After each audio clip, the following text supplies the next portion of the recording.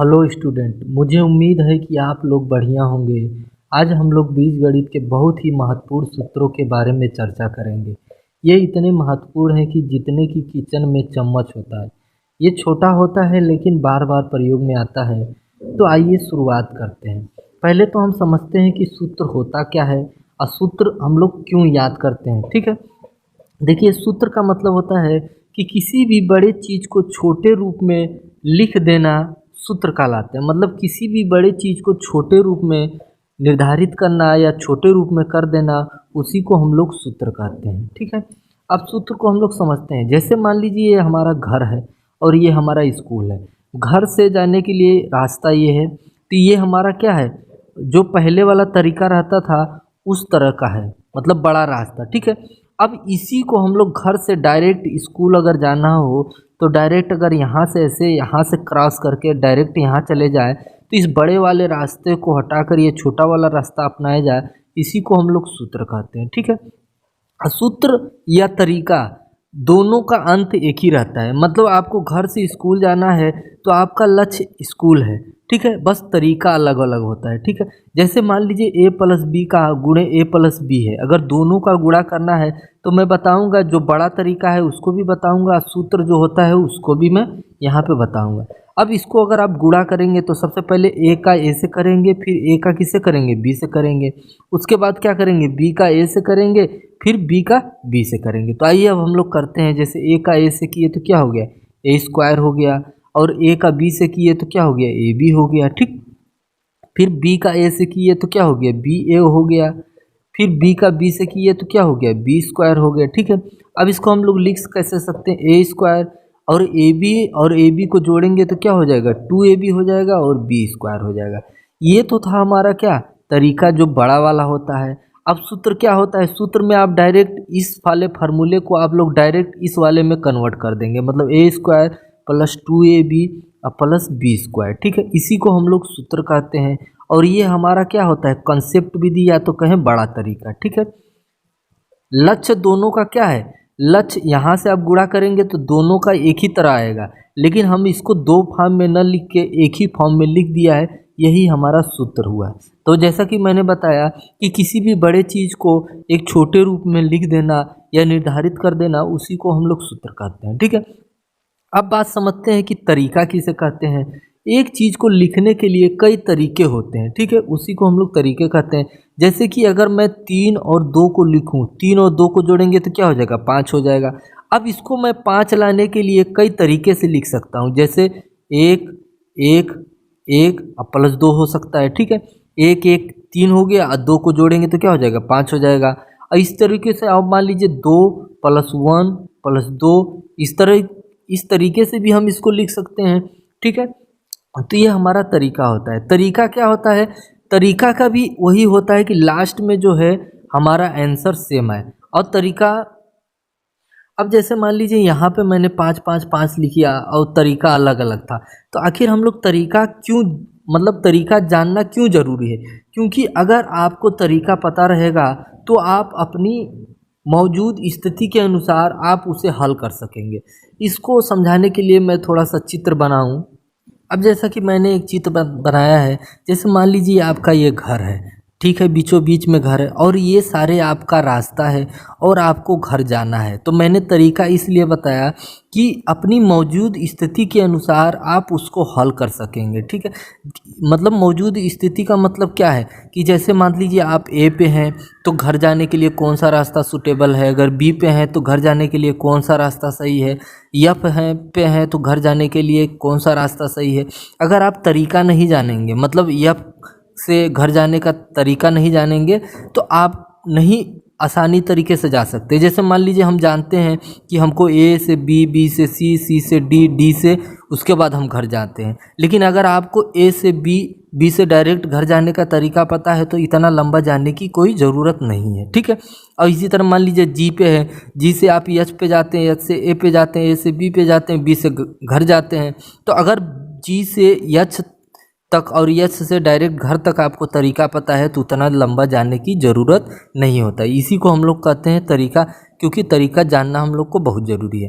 तो आइए अब हम लोग 20 ऐसे महत्वपूर्ण फार्मूले आपको सिखाते हैं बीजगणित के, जो बार बार क्वेश्चन में, बार बार पेपर में आता रहता है। 20 में से मैं ये भी बताऊंगा कि कौन सबसे ज़्यादा इम्पोर्टेंट है, जो आपको ज़रूर से ज़रूर उसको याद करना पड़ेगा ही, अगर आप कंपटीशन या मैथ लगा रहे हैं तो। ठीक है, तो आइए शुरुआत करते हैं। अब पहला फार्मूला है कि a प्लस बी का होल स्क्वायर, तो इसको हम लोग कैसे लिखेंगे, ए स्क्वायर प्लस 2ab और प्लस बी स्क्वायर लिखेंगे। इसको लिखने का एक तरीका यह भी है कि A square plus B square plus 2ab, इस तरीके से भी लिख सकते हैं। मतलब प्लस 2ab जो है पीछे भी लगा सकते हैं और इसको आगे भी लगा सकते हैं। फिर a प्लस बी का होल स्क्वायर बराबर क्या हो सकता है, ए माइनस बी का होल स्क्वायर लिख सकते हैं और प्लस 4ab लिख सकते हैं। ये भी एक तरीका है, दोनों फार्मूला एक ही है लेकिन तरीका मैंने बताया कि अलग अलग है। अब a माइनस बी का होल स्क्वायर कैसे लिखेंगे, A square minus 2ab plus B square. इसको लिखने का तरीका ये भी है कि A square plus B square minus 2ab लिख सकते हैं। ठीक है, अब इसको कैसे लिखेंगे, जैसे यहाँ पे माइनस था, यहाँ पे प्लस है तो यहाँ माइनस है। अब यहाँ पे माइनस है तो यहाँ पे आप क्या लगा देंगे, प्लस लगा देंगे। ठीक है, अब यहाँ प्लस है तो यहाँ पे माइनस लगा दीजिए, माइनस 4ab लगा दीजिए। ठीक है, अब ए स्क्वायर प्लस बी स्क्वायर को आप कैसे लिख सकते हैं, ए प्लस बी का होल स्क्वायर माइनस 2ab लिख सकते हैं। ठीक है, अब नेक्स्ट फार्मूला देखते हैं। देखिए ए स्क्वायर प्लस बी स्क्वायर का फार्मूला मैंने बताया, ए प्लस बी का होल स्क्वायर माइनस 2ab।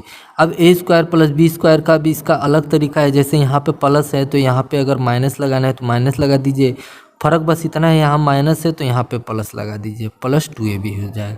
अब ए स्क्वायर माइनस बी स्क्वायर का क्या फार्मूला है, एक ब्रैकेट में ए प्लस बी और एक ब्रैकेट में ए माइनस बी होता है। ठीक है, सबसे ज़्यादा अगर कोई फार्मूला यूज होता है तो यही वाला यूज होता है।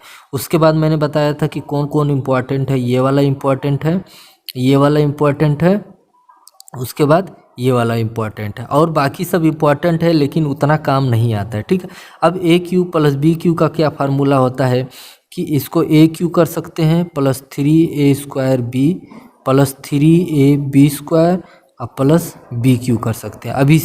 अब ए प्लस बी का होल क्यू का क्या फार्मूला है, A cube plus B cube plus 3ab और ब्रैकेट में ए प्लस बी।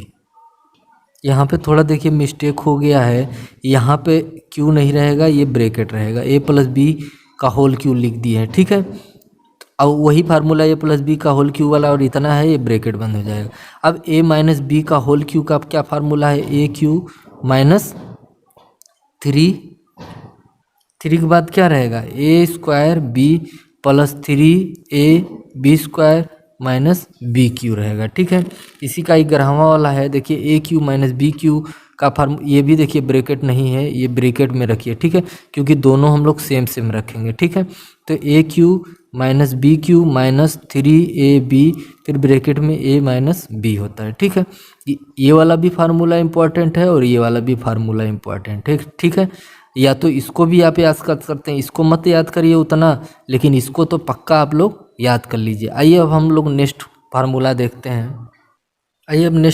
देखते हैं। जैसे ए क्यू प्लस बी क्यू का क्या फार्मूला है, एक ब्रैकेट में ए प्लस बी फिर एक ब्रैकेट में A square minus B plus B square.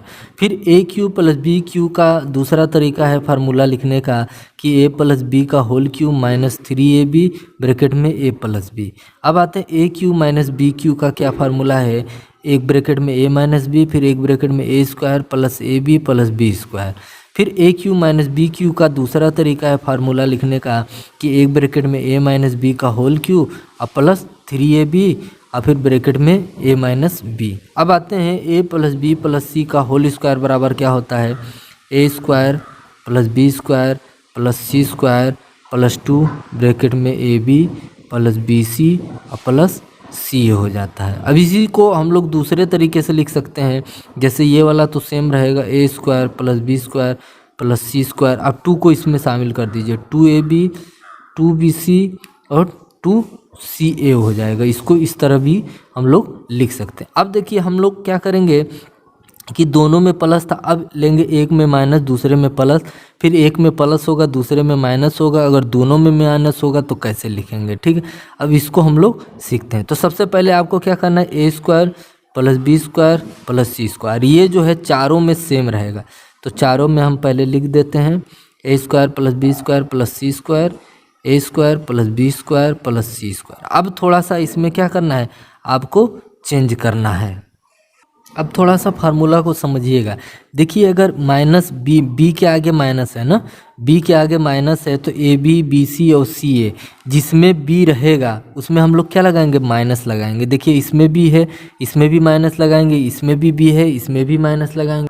तो आइए लिखते हैं, जैसे यहाँ पे इसमें बी है, यहाँ बी के आगे माइनस है तो इसमें बी है तो इसके आगे माइनस लगाएंगे। तो यहाँ प्लस लगा दिए हैं तो उसको माइनस में बदल दीजिए, -2ab। इसमें भी बी है तो इसमें भी माइनस लगाएंगे, -2bc। अब क्या है, +2c को हम लोग वैसे लिख देंगे, ठीक है।